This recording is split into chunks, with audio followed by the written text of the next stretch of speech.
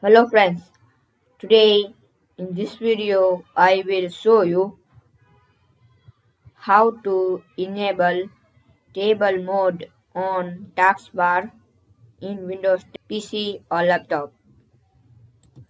First you need to search settings.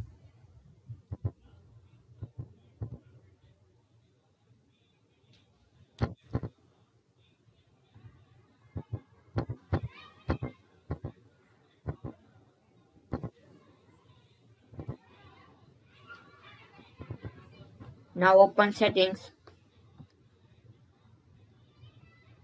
Now you need to click on system. Now click on tables. Now click on this option. Now you see this table mode, enable it.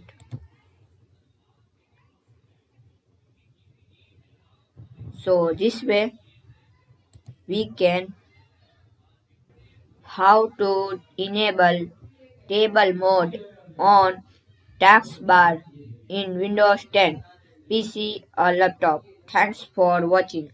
Please like, share, subscribe my channel.